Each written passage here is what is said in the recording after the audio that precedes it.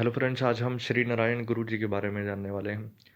तो इनका जन्म कब हुआ और किस लिए ये काफ़ी प्रसिद्ध रहे।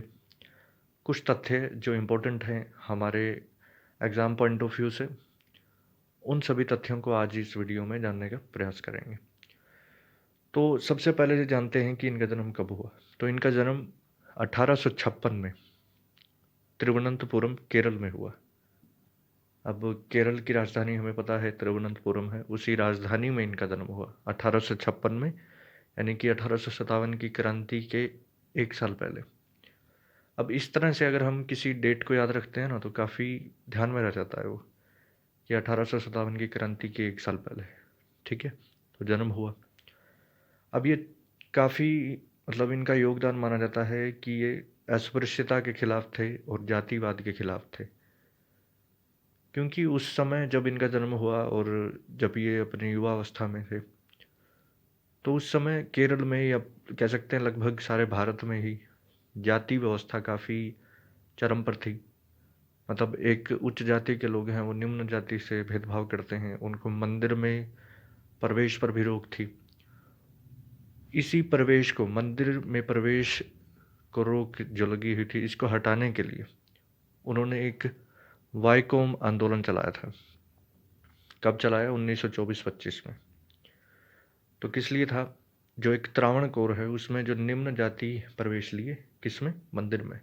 तो एक त्रावणकोर में एक मंदिर था, उसमें निम्न जाति के जो लोग होते थे, मतलब तथाकथित रूप में जो निम्न जाति के लोग थे, उनको आने से मना किया जाता था। तो इस भेदभाव को ख़त्म करने के लिए उन्होंने वाईकोम आंदोलन चलाया और इस आंदोलन में सफल भी हुए। फिर जो रोक लगी हुई थी वो हटाई गई। मतलब कि सब सौहार्द का काफ़ी माहौल बनाने में इनका योगदान रहा केरल में। और इन्होंने कुछ कविताएं भी लिखी हैं। उन कविताओं में मूल रूप से ये भारत की जो विविधता में एकता है, उसको दिखाने का प्रयास करते हैं। क्योंकि विविधता अब जातियों की भी है, धर्म की भी है, क्षेत्रों की भी है, संस्कृतियों की भी है।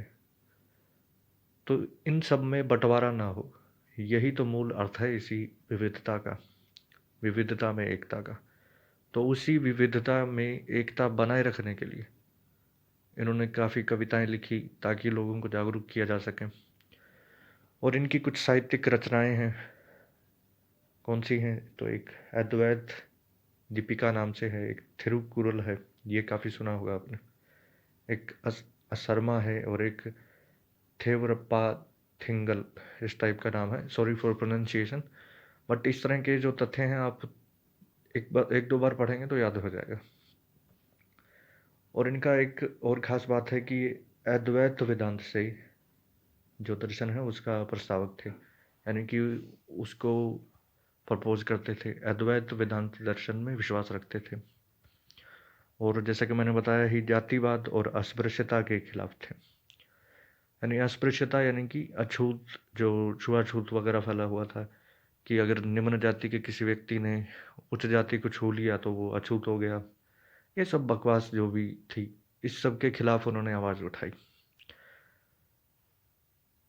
मैंने बकवास इसको इसलिए कहा क्योंकि इन सब का कोई मतलब नहीं है, ये सिर्फ एक कंजर्वेटिव सोच है।